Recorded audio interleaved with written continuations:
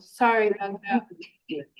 So I would like to welcome Sophia Wang and Anushree Chaudhuri to our meeting today. They're going to introduce us to their Mapping AI project, which tracks organizations, policymakers, and public figures shaping the future of technology and where they stand on regulation, risk, and governance.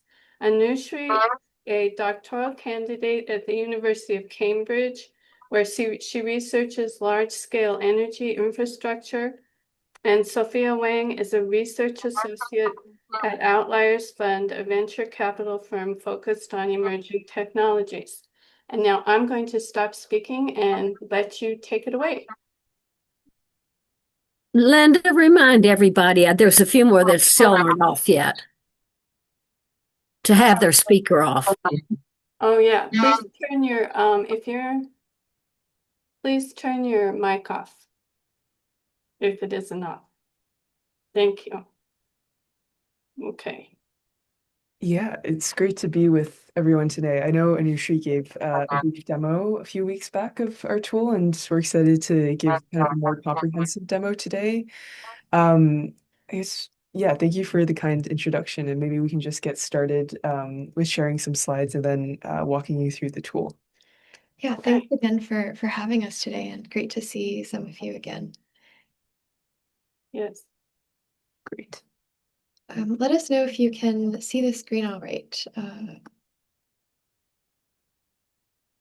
Yes, I can see it. Great. Well, we wanted to give a quick demo and an introduction to the Mapping AI project, as Linda mentioned. And then, of course, we want to keep as much time for Q&A as possible and maybe some general discussion.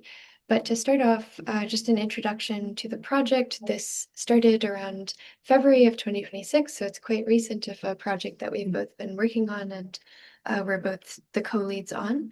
And the overall tool is a stakeholder map of all of the people and organizations that are have maybe viewpoints on US AI policy issues or have the potential to shape them. And feel free to find us. We'll be demoing the tool, so feel free to follow along with the screen sharing. But if you'd like to find the website on your own, it's mapping-ai.org. Right. Yeah, as I mentioned, we'll just do a demo of the tool quickly and give you a brief outline of how we got to building this in the first place. We're both actually quite new to the US AI policy space. This was a great way for us to learn more as well, and then really shift into some Q&A and discussion. Right. I think actually we'll start with just a bit more about what this tool is. So as I mentioned, it's both a way to visualize all of these people and organizations and their various viewpoints, but also it has a database underneath the visual tool that you can find on our website. And so you can possibly do a lot of research with that data to try to understand how have people's views on a certain topic. For example, how much should we regulate these models when it comes to child safety, or what about people's views on whether states or the federal government should have the right to regulate AI? These kinds of positions are changing constantly, and different people and organizations may have had changing views over the years. So this is a way to track that and potentially be able to understand from a communications perspective how different people present their views. So we're hoping that this tool can be useful for a number of different stakeholders, both for research, for the public to better understand the space, to know where they might be able to plug in, and then for folks who are doing more policy advocacy work. And yeah, hopefully we'll be able to go through some of those use cases and hear some of your feedback as well.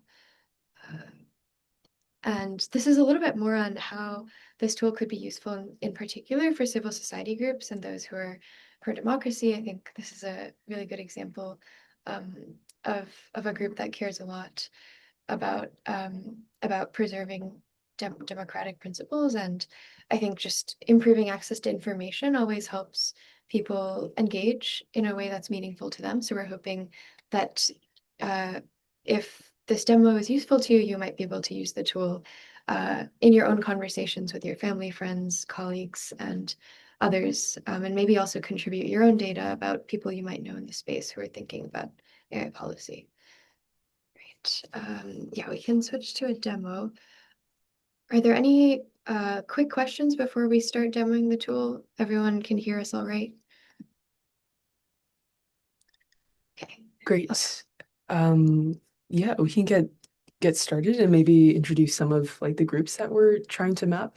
And so I guess like when we started, we wanted to kind of like have several different categories of people and organizations to try to cover. And so we wanted to cover obviously the labs that were making these frontier models. And so that would be OpenAI, Anthropic, DeepMind, and others. But we also wanted to cover like government agencies, specific policymakers that were pretty influential in the space, as well as labor and civil society groups, ethics, bias, and rights organizations, and more. And oftentimes there are actually like maps of one of these categories, but not really a comprehensive mapping across these very different stakeholder groups. And we perceive this as kind of maybe a gap that we wanted to fill.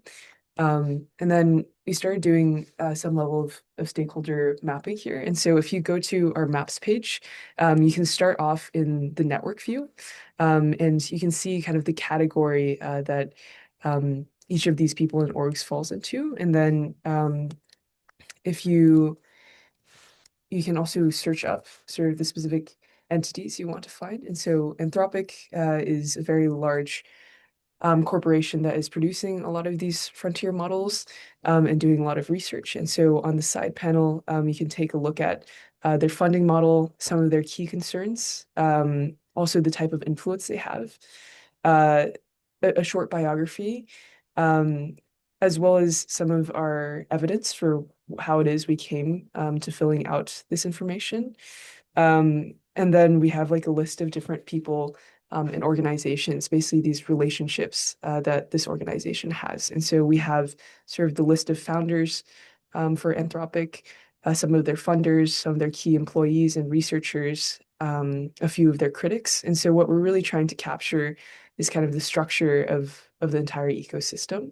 And you can kind of see this within this type of like mapping that exists here. And you can press any of these edges and it will show you sort of the relationship between the organization Anthropic and let's say the organization Goodfire, some of the funding, and again, trying to cite our sources wherever we have them. So that's one view of our map. Oh, there we go. Oh, Yeah, and getting to another view, I'll also mention, I think this can be a little bit overwhelming when you first see it. There's a huge number of nodes and bubbles on the map. So there is a video guide that kind of walks through the different features if you want to come back and revisit this later, and that'll pop up when you first open the page. But this is another view of the same people and organizations that are represented in the network view, where there's kind of this graph between all of the bubbles of the people and orgs and the relationships between them. This is actually more of like an XY scatter plot where you have different dimensions that we're tracking. So AGI is artificial general intelligence, and it's we'll get to the definitions of that term later, but generally meant to assume that the AI models have reached the same level of intelligence that maybe the best humans have across most domains and sectors.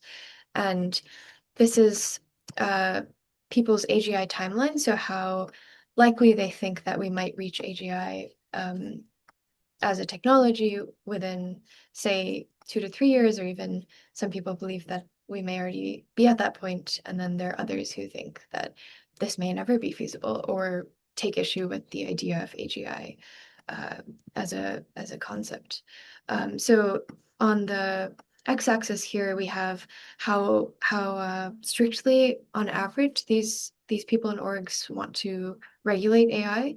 So nationalize might mean that they believe that the government should take control of the developers of these technologies to make sure that they're safe and aligned with our national interests. Precautionary might mean that these stakeholders want to slow down the development of these models so we can make sure that they're safe.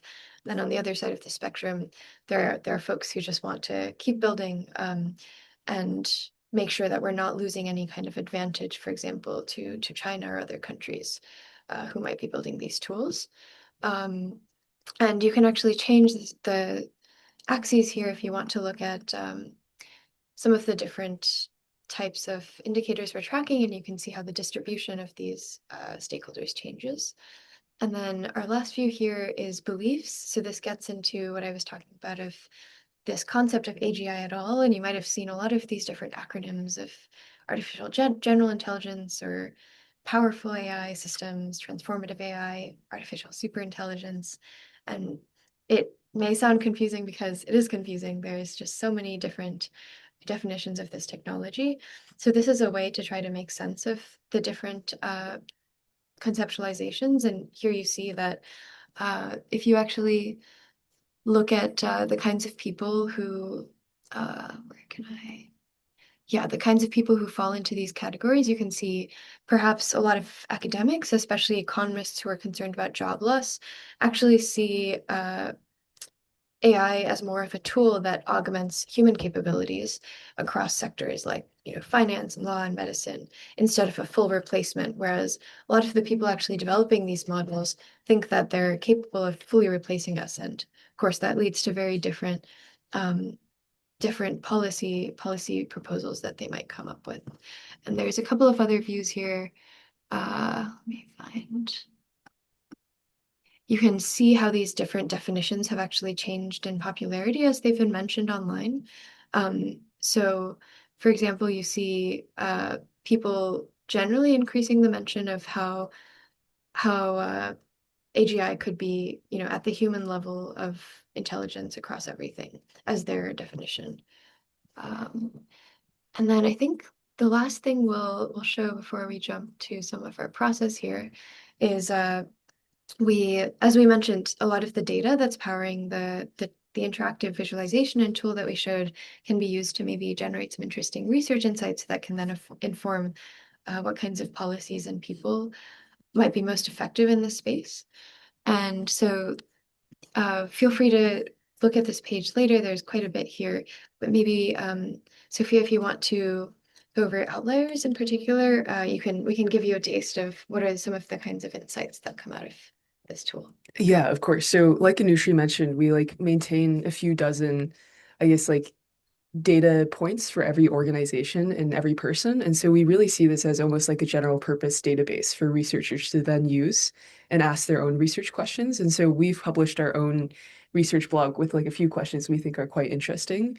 And then we use our database to answer it. So I guess one example of this is when you look at how many people believe that we should accelerate AI development, and again, this is kind of data we collected in May of 2026, earlier this year, and I expect that a lot of this has actually changed in the last three months or so. So you see that there's actually quite a lot of investors that sit in this accelerate position, and then you have very few people that actually think that we should probably nationalize sort of the AI, these frontier AI companies. And then if we start plotting these views on two dimensions, you kind of see that again, the investors fall within this kind of outlier position of believing in really light touch regulation, while also believing that artificial general intelligence is already here. It's not a few years away.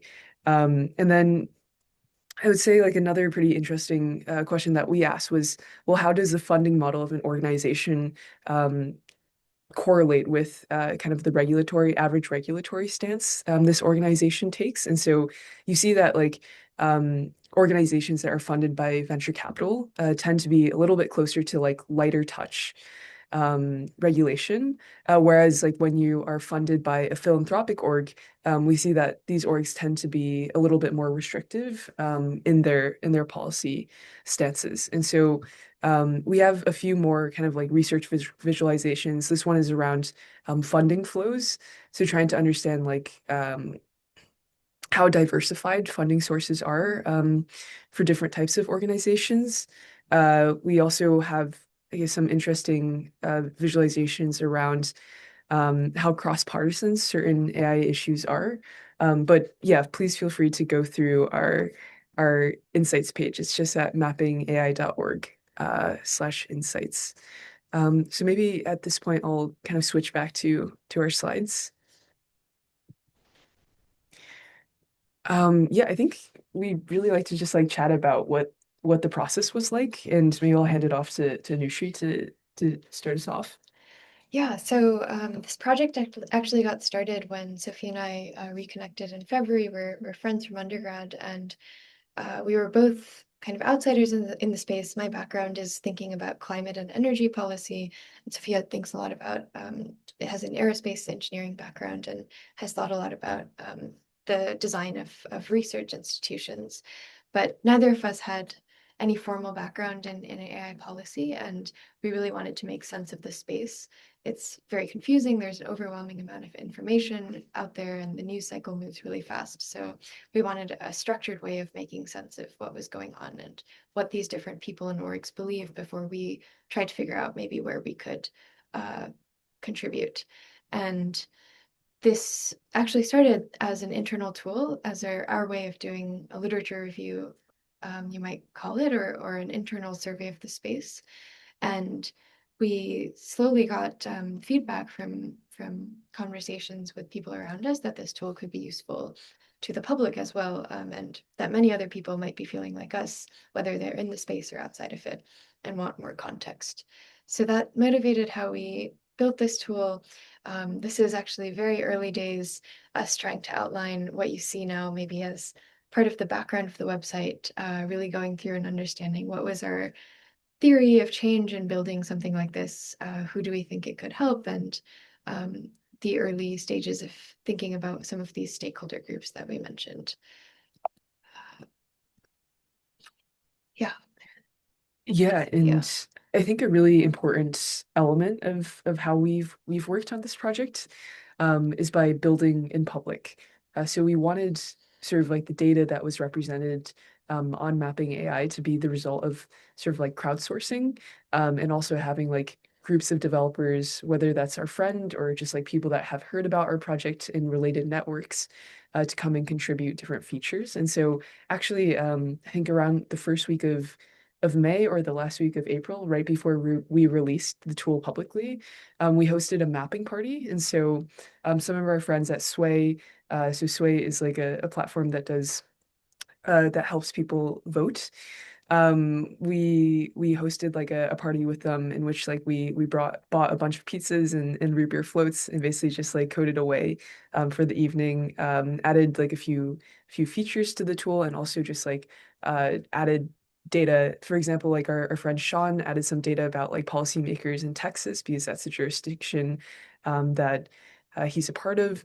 And I think in the future we'd love to like host more of these and just like want to keep on thinking about the idea of what does it mean to build civic tools with, you know, lots of civic engagement in the process of building and not just after you release it. And so I think this was like a great in-person event. And then of course, I think when we actually did release it, I don't know, is this I don't think we have the tweet? the tweet. Okay, yeah. Maybe I can briefly share screen. And then when we actually did release publicly, we did so on Twitter, which is kind of a major way in which like policy leaders and like thought leaders kind of communicate their ideas nowadays. And so we released our tweet, and actually like this was the first time that like I had personally created a Twitter account, and we had, you know, almost 300,000 views within like the first month or so of releasing. And like through the process of kind of just like building out in public and releasing in public, we had like a lot of positive feedback, and we also had a lot of constructive feedback about like features people wanted to see, issues with data quality. And we just think that like when you are like quite open about like the code base, about the methodology, it helps people actually like contribute and make the tool better. And so this was kind of a big just like personal learning experience from the building process. Yeah, and yeah, shortly after we launched on Twitter, we actually were contacted by Marketplace, which runs pretty yeah, a daily radio show, and that was actually how we thought about how we could make this tool as accessible as possible to not just people again in the safety space or people who use civic tech tools really frequently, but to the broader public. And that's something I think we're still working on and would love your thoughts on how you think this could be useful uh, to you and the groups that you might be part of. Um, and then, yeah, just some initial reflections, many of which I think we've touched on, but I think we really see this as a learning experience for ourselves and how to build a tool that, yeah, is civic tech. It's kind of a public good that can help many types of stakeholders in the space. I think we really learned how to build things quickly and get it out there in public rather than waiting until we had the most perfect version of the tool possible before we released it. And actually, it was much faster to get feedback after doing the public release because when folks also start to see themselves on the map and want to maybe correct something on their record, it's much higher stakes to do that if it's out in public. So it was a great way to get quick feedback from actually many of the people and orgs on the map. We had to think a lot about how different groups might uh, find this tool useful, and so how to do outreach to these different groups and communication, and of course also um, understanding how to design a database that is flexible and will adapt to the new kinds of maybe policy stances and issues that we can't even predict right now that may evolve. And yeah, of course, building in public is a big part of all of this. And we're grateful to have, I think, a really lovely working group and just lots of friends and mentors and strangers who pitched in and helped make the tool what it is now. Um, and I think we'll skip the methodology, but if anyone is interested in more of the kind of technical details of how we put together the database, do feel free to email us and happy to um, always chat about this offline. And you're welcome to read more on the methodology section of our site as well. Yeah, I think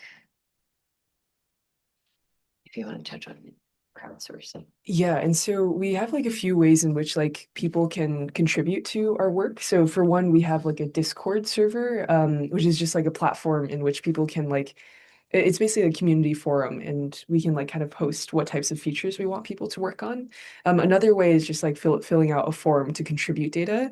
And then a third way that actually one of our friends came to work with us during the month of June, and he built this website out is actually just by verifying the data that we already have on our site. And so I think we have like almost like 3,000 relationships that are like represented on Mapping AI right now, and just like hundreds of people and orgs that are present. And a lot of this needs to just like continuously be verified. Things need to be updated so that they're closer to real-time information. And so like one way that we can do this is to almost like gamify the verification process. And so here we have a site in which people can confirm or flag some of like the information that we have. So Timnit is quite a prominent like ethics I guess thought leader and researcher. And sort of like here we have listed on our website that her AI risk level is serious, and someone can go on and kind of like confirm this. And then when there's enough consensus by our users, we can kind of like show that this is like verified on our home mapping page. And so we have kind of this like back channel for how people can continue contributing besides adding new data in. And then sort of like on our mapping page, we actually show whether sort of information has been verified or not. And we also have kind of a little bit of a voting system in which people can kind of very simply say like, hey, yes, this looks right. Anthropic is a VC-backed company. And so we just want to create kind of more of these mechanisms for people to be able to participate in this civic tool. Um, yeah, I think maybe we can stop at this point. I know this is kind of a lot of information about how to navigate this tool, so maybe we can use the rest of our time, um, yeah, just like answering some questions.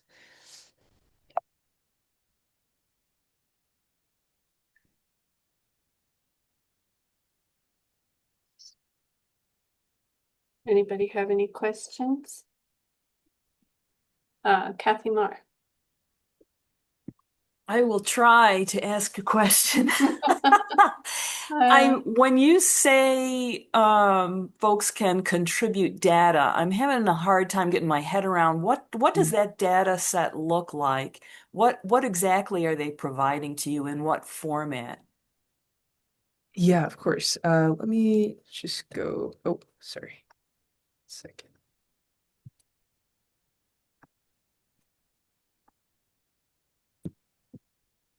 Um,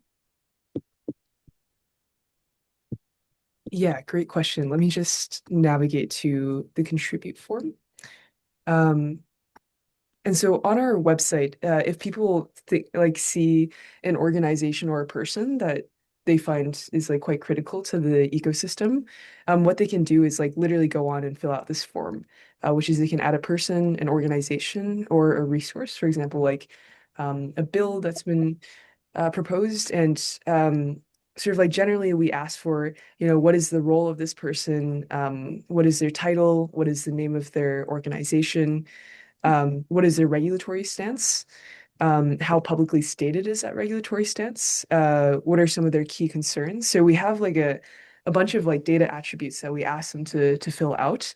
And then and then when they press submit, this goes into like a separate database. So this isn't immediately publicized. We have like our own process for kind of like verifying whether what people are submitting is actually true. And so we actually use AI to do some of this verification as well. And then once we think it looks okay and like can attach some evidence to it, then it becomes part of the public database. Oh, that's great. Thank you very much. It's a really thorough form.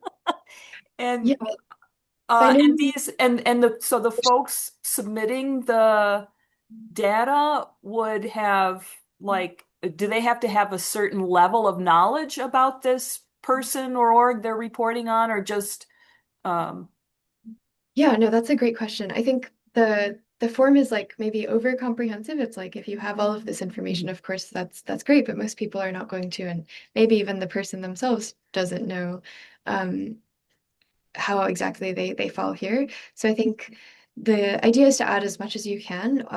None of these fields except for the name actually are required.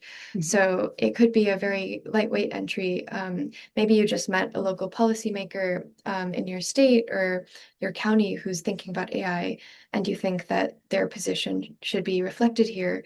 You can also note, I mean, if you're uncertain about something, or maybe you read a news article that you want to contribute that you think is relevant to shaping, U.S. AI policy. Could be a bill that you've read, and yeah, really any information you can provide. I think the great thing about having this be crowdsourced is that if there are multiple people, say multiple people in your community might have gone to a hearing or a town hall and all met a person and they're contributing information about that person, we then have that crowdsourced data that we can aggregate and verify.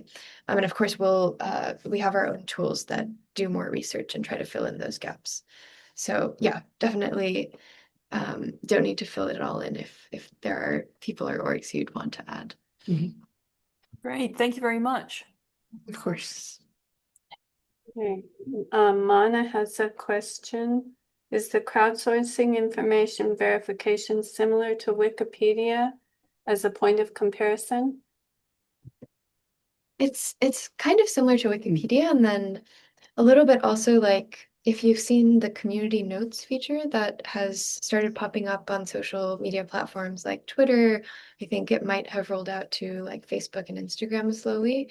So it's a combination of course, people who are on the website and the tool, as we were showing, there are buttons where you can upvote or downvote something for accuracy, and you can also use that verification platform to flag if you think something is incorrect and submit your correction. And that's all reviewed both by humans, and we have some scripts that try to automate some of that just to make sure we're streamlining everything. And then we also have the ability to basically like attach sources to every claim that's made, and that's done by kind of fact checking. We do a web search about the claim. For example, if a person is quoted to have said something and that's submitted by someone in the forum, we'll actually have a script run that does a web search and checks if we can find evidence of that quote online, and if not, it'll flag that as incorrect, and we'll update the entry. Yeah, and it was pretty interesting when we did our marketplace interview. They described sort of they went and did their research on the tool independently, and then they described it as like a mix of Wikipedia and LinkedIn. And I think like the LinkedIn part comes from just trying to capture relationships and like people's working histories and how they cycle through these different organizations that are quite relevant to the AI ecosystem. So I think it's like a mix of, like people self-reporting, and then like community verification, which is, I think, a pretty accurate description. So on your mapping, on your project, do you have, like, for instance, I saw AGI timeline and then AI risk, and you have all those things defined for us novices who don't exactly know, so that we can use that tool to learn about all these terms and how to use so that makes the tool. I think this is great because it gives regular people agency in AI. Lets them say what they think about. I think it's a great tool.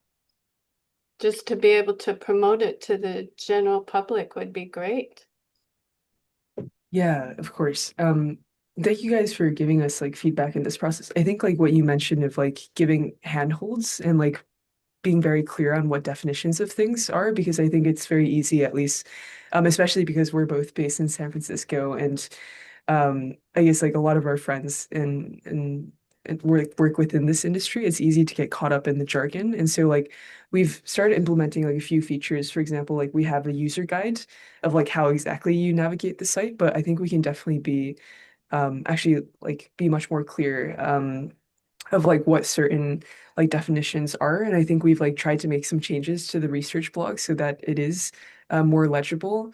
And this is also something like we ran into when we did our first radio interview was I think we were like 5 minutes in, and then like the interviewer stopped us and was like, hey, you're like using far too much jargon, like slow down and kind of like explain everything. And so I think it's like communication is definitely something I'm personally just like trying to learn more about. And it's so important to get the engagement of like civil organizations, because that's where so much political change and social movement building happens. Yeah. Yeah.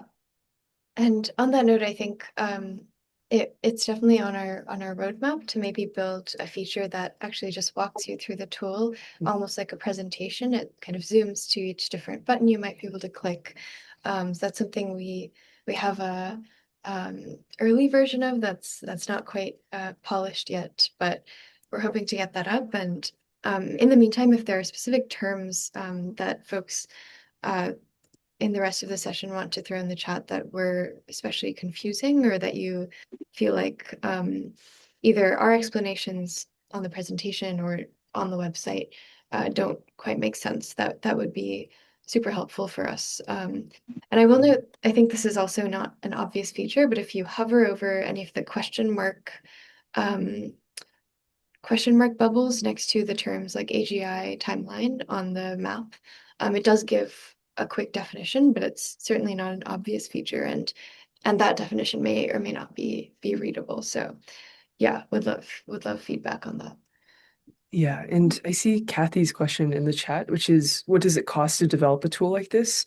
What kind of expenses do you have, and how do you cover those expenses? I think honestly, like it's a lot less than you would expect, and certainly I expected going in. So we were supported by a FAST grant of I think around $3,000, and we fronted a lot of those costs initially. And we built this tool actually using a lot of AI coding platforms. And so there's kind of like an interesting, I think, nuance here of like what does it mean to use AI itself to come up with like better insights when it comes to like regulating AI and like collecting information on what like voter sentiment is.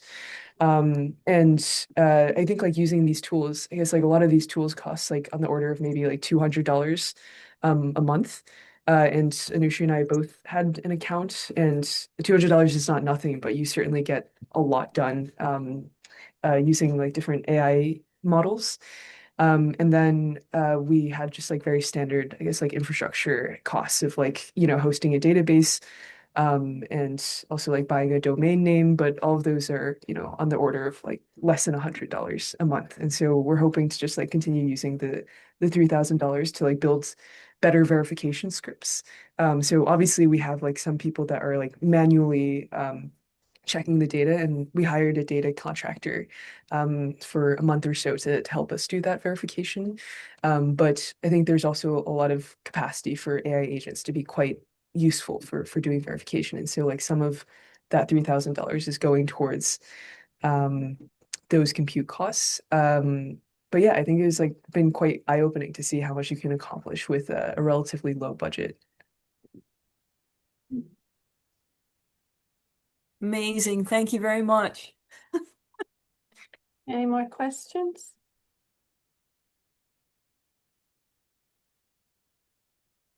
Maud has a question. So Because you said I'm such a novice at all of this. It's so interesting. I think really has a lot of possibilities. What my question is, how are you seeing that states as a state reacts as opposed to individual businesses? Yeah, I think there is, at least in the US, there are already different actions being taken by different states. You might have heard that California and New York have each passed their own bills, and then there's bills in the process, or actually Texas also has passed a bill. And there's, I'm sure, others that I'm also not up to date on. And all of these states are taking different approaches to what they want to regulate. So a lot of the states at minimum are imposing things like whistleblower protection. So someone inside one of these big companies that's developing these models hears about something that was done wrong, or maybe the model when they were training it or building this tool, um, did something that hurt another company or another set of people, that can be reported, and there are protections for that. There's some required transparency that these companies have to report what they're doing to make sure that their models are safe. There's provisions around child safety. So that's something that the state governments can then enforce through their own kind of state offices and agencies. So they might hire a set of people to make more specific rules about how to maybe report all of these things. And there's then on the company and individual business side of things, for the companies that are developing these models, I think they all have maybe different incentives, and of course they're all trying to make a profit. But it seems like, at least so far, a lot of the companies have voluntary policies that they're trying to stick to. You can kind of debate how much they are sticking to them, but for example, Anthropic and OpenAI both have a commitment to allow third party, like nonprofits who care about the safety of these models, to come in and audit and evaluate their safety practices. So there's some voluntary stuff happening, and then businesses who are not these labs, but who are maybe using AI in their own sectors, like maybe a legal firm wants to use AI to help speed up some of their more tedious tasks. They might then develop their own policies, but that's where I think there's a huge gap, because there's not much federal or state government guidance on how businesses maybe think about insurance or liability if something goes wrong. So these are things that I hope all of us in the public can think about as well. I see there's a couple of questions. Yeah. Yeah, I think, Maud, what was your question? actually a couple of questions. Mhm. The first one is about usage. What how, so your initial Twitter tweet got 250,000 roughly views very quickly. How much use How many users have you had? And it's just been a few months. Yeah, no, good question. So because we wanted to keep this as low effort to participate as possible, we don't actually have any login process. So you can just go onto the site and it makes sure that your computer that you're accessing it from is different from another computer. So this prevents the same user from, maybe like giving a bunch of upvotes to the same field. But you don't actually have to create an account, so we don't have a clear way of tracking exactly how many individual users there are, but at least in the weeks after the Twitter launch and the radio interview, we had on the order of a couple million page views, and Cool. yeah, sort of get a sense that most of those are individual because it does try to track different IP addresses and locations.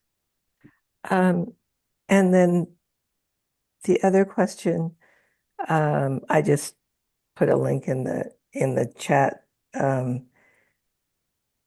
News out today that Google bought Spirit's business info, all their emails and their HR documents and policy manuals, and in order to train Google's AI.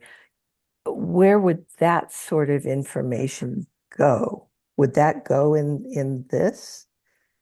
Yeah, I think this is a really good question because I guess Or not? we've had conversations with a lot of different orgs and they're requesting kind of like, can we scale mapping AI up so that it actually like contains many, many different data layers? And so like I've talked to some gaming company executives and a lot of their, I guess, the proprietary data and has been used to train these models without like proper permissions. And they like want to see if like some of that litigation can be tracked using mapping AI. But I think that could be in the roadmap long term, but at least like just between the capacity of like Anushree and I, it would be difficult to kind of just like start doing Sure. more comprehensive tracking of litigation. But it would be great to actually see this tool actually be adopted by a larger institution, maybe like a nonprofit with continuous funding and like is aligned with our values and willing to maintain this like public awareness tool and see if they can kind of delegate one or two engineers to actually building out the next data layers here. Because right now we're only tracking, like people's regulatory stances, their definitions of AGI, and their timelines, but we're not necessarily tracking, I guess, like everything that they write, litigation Sure. that comes out, fund like more advanced funding tracking, and so on. So there's a lot that this tool can be scaled towards. Do you think EFF would take it up, Electronic Frontier Foundation? We haven't taken a look at them, but yeah, maybe we'll write this down and explore it. So thanks for the suggestion. Maud, did you say you put a link in the chat to an article? I don't. Oh, you know what? I didn't click send. Sorry. Mm. Celeste, do you have a question? Yes. Um, Hi. Um, so this is information which is, you know, just information, but AI is a very controversial topic, and how do you stay out of the controversy? And also, I'm wondering if you have read the book called If Anyone Builds It, Everyone Dies: Why Superhuman AI Would Kill Us All. It was published in September 2025, and a league member recommended it to me. I haven't not yet read it, but Yeah, I mean, so actually that book, one of the authors is a friend within our community, and so like he has given us like tons of copies of this book. And also he was one of the first people we showed the tool to when Anusha and I were just building it for ourselves so that we could do a little bit of literature review. And I think he was someone who helped us like kind of validate that there was a need for this and like push us towards deploying it publicly. And so like a lot of respect to those two people and what they're doing. I think your question about like how to stay out of controversy, like you're right that this tool is a descriptive tool, right? Like it's meant to be used for tracking information without necessarily taking a stance. I do think like over time, what we would like to do is like develop our own policy positions, and like obviously, people are going to support that, or they're going to have different takes from us. But I think like this is a tool as much for the public as it is for ourselves to understand like what is the distribution of political and economic power like with this technological transition that we would like to strive towards, and I guess like what are some policy mechanisms that help get us there. But I don't know if there's necessarily a way to stay out of the controversy if you're trying to take any type of position. Yeah, and just a note on the book, I think it's definitely written with the hope that a lot of people are able to read it and access it and its arguments. So happy to, we've both read it, and I think it paints perhaps a very grim picture of what happens if we develop these models irresponsibly. I think I will say it's only maybe one set of risks and still unlikely, even if maybe they are possible. And so there's a lot we can do on the policy side of things to make sure that we are in control of these systems. And yeah, certainly feel free to, I know someone. So the Yeah. So AI is not limited to the United States. This is mapping US AI policy. Uh, how much, I mean, we don't have control over what happens in China, say, or Israel, or, what do we do? Right. No, a very good question. I think we wanted to limit the scope a little bit just because once you get past the US context on the policy side, I mean, they're completely different government systems, and how the legislation works and how their executive structures might work is very different. We do have there's some groups represented that do work internationally, such as the UK has an agency that does safety evaluations of these models called the AI Innovation and Security Institute. So there are orgs like that are on our tool, but it's not comprehensive because we were trying to focus on the US. And certainly I think it would be useful to build out versions of this tool with the data for maybe the EU and for China. And we actually are in touch with a couple of groups interested in doing that. So we'd love to, help support and pass on our skeleton of the tool if they want to build that out. And then the other thing I'll say is it's true that it might feel like, I mean, the US is only in control of itself. I will say, just historically, the US does have quite a bit of power and influence, both, militarily, of course, but also through diplomacy and, our currency to influence other parts of the world. And there are also really clever policy solutions being developed such that maybe we could track all of the data centers being built around the world. And because these models depend on the computers that power them, if we're able to track and monitor all of the data centers, and similar to how we can track all of the nuclear resources in the world, if we can also track all of the computers and data centers around the world, and there's some international coordination there, then countries like the US and China could be having the incentives to share information with each other and not develop something that's so unsafe that might harm us all. Thank you. Any more questions? There was a question in the chat. Thank you. Did you see that?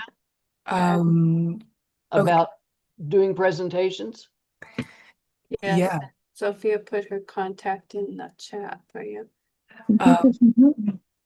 Yeah, feel free to contact us with any questions. I guess we've done this presentation. Some of our colleagues that were in this working group gave this presentation at the University of Cambridge a few weeks ago, and then I think we're exploring potentially giving a presentation to this and to some universities in Boston. But yeah, would always like love to talk to more civic society organizations, and we have like I guess friends in the ecosystem that have been asking us just about whether we can help produce maps for them, and so our hope is that like, of course, Anushree and I can give presentations, but hopefully in the future we just like, distribute the tool out so widely, and people have like a deeper understanding of how it's built and how they use it, and maybe they can actually give presentations on their own. Yeah, and like give their perspectives on why it's useful for the movements that they are building. Okay. This has been great. Thank you so much. Does anybody else have any questions? Okay.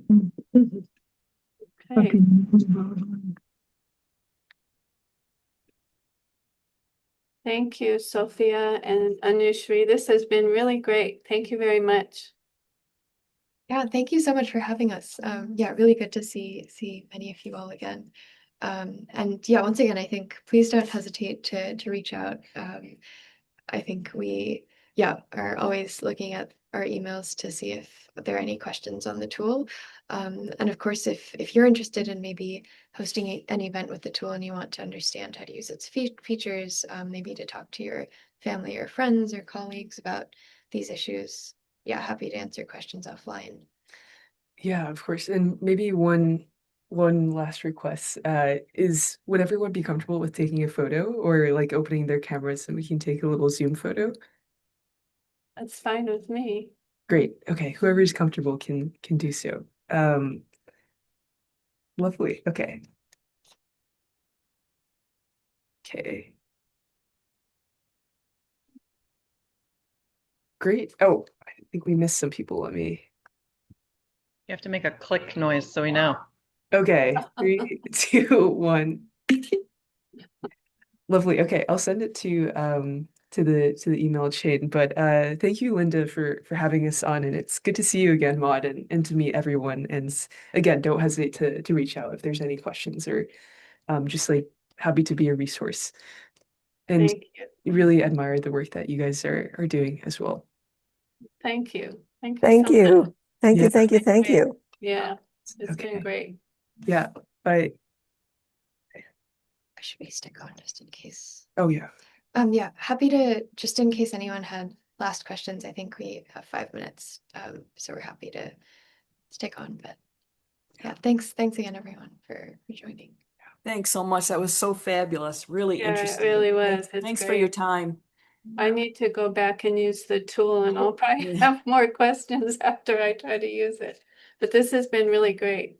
Linda, do you want to send the link to it to all the participants, to anybody who didn't grab it from the chat? Sure, I will. I'll send it to everybody who was here, everybody who signed up, so that, Yeah, and I'll send a link of the recording because this was recorded too. So yeah, So okay, yeah. and a copy of what was the name of the book you guys mentioned that Celeste asked about? We're all gonna die or whatever. I haven't read that one. Anyone builds it, everyone dies. Quite a grim title. Oh, okay, great. All right. Yeah, I would say that that book is only one of like a very, very broad set of like ideological perspectives on AI. And so like I think this is like probably the most extreme of perspectives, which is not to say that it's like not doesn't have its own merits, but like um happy to like send some alternative like some readings that kind of reflect the spectrum here. That would be great. If you want to send us some things you think we should read, I will make sure that everybody here receives that information. Yeah, thank you. That's a great idea. And also, there's some really good podcasts about that book. Interviews with the authors. It's very interesting. Yeah. Both of the authors are very good at communication, I'd say, or at least Yes. they're in a very big communication push right now. Yeah. Yeah. And when does Cambridge start fall term? The term starts, actually, Sophia's also heading back to school, to Oxford, so. I saw that. Congrats on your Rhodes Scholarship. Oh, thank you. Yeah. Yeah, I'm actually wrapping up my PhD, so I'm finishing my last year mostly remotely. I'll be heading back when the fall term starts, the beginning of October, to check in, but I'm based in the Bay Area for the next year or so. But Sophia's actually about to make the move to the UK. Yes. Good. So I'll be off, I guess end of September. We'll be leaving from DC, and also Anushree, like I guess travels to DC quite. We'll be traveling to DC in the near future quite a bit. So I think our hope is to like have one foot in San Francisco with the tech scene, another foot in DC with policymakers, and maybe like a third foot in the UK, and just like trying to understand perspectives outside of the US and be a bit of a bridge across these very different regions. That's Well, as you're smart. going back and forth from California to DC, Colorado is a nice stop. Yeah. That's true. I would love to visit. And also I think there's just so much going on at the state level. So actually I don't know, Monica, if you have any thoughts in terms of the Colorado state policy. Yes, and sorry, my kids just got home from school, so it's a little noisy in the background. But I was going to follow up with you guys afterwards and ask if you could do a presentation. There's a group of incoming legislators who are trying to get up to speed on where we are with policy development across the state. So this was very timely. I'm really grateful you guys did this. We have a state law that I think mirrors what's in Connecticut, where we have started to try and parse out some of the liability, but it's by industry. So it gets into liability at the development, deployment, and I'm trying to think what the third stage is, but it does that differently for different industries. And so it's in some ways, it's a more cumbersome take than what's happened in, I think, California and other states. In other ways, at least it's an attempt to tackle it. And that's why states are the labs of democracy, because we get to try on different policies and see how they work. But yeah, that's why I'd love to have you guys come talk to a bunch of incoming legislators who are trying to do better about it, including one who owns a social network mapping company. And so she's very familiar with some of the technology behind how you guys are displaying this. Awesome. Yeah, I would love to trade notes maybe. And I think that would be great. I think it's just so good to like do knowledge sharing. And I think it's hard if we can't even talk about these concepts in a way that's legible to everyone to then like regulate them. So happy to get in touch. I guess our email is here, but also happy to whatever is easiest for you. Yeah, I think Maud and Linda both have our contacts if needed. But yeah, I don't know if anyone has any follow-on questions, but yeah, we're pretty easy to access. So but thank you guys for spending your early evening with us. Really appreciate it. Thank you. Thank you very much. And if you are stopping in Denver between California and DC, Sophia knows we have guest room space. Yeah, thank you, Maud. I appreciate you and David always. Yeah, the context here is like I was biking with like I guess both of us went to MIT. Maud is an alumni, and I was biking through the country with a bike team, and like 2 years ago, and I stayed in one of Maud's guest bedrooms, and we've stayed in close contact since. So I've been hearing about the League of Women's Voters since 24, and yeah, really happy to get to meet you guys today. Thank you for taking time with us. Yeah, thank you very much. Yeah. Be in touch, I'm sure. Yeah, be in touch. Lovely. Have a great rest of your day, everyone. Yeah, you too. Yeah. Goodbye. Bye.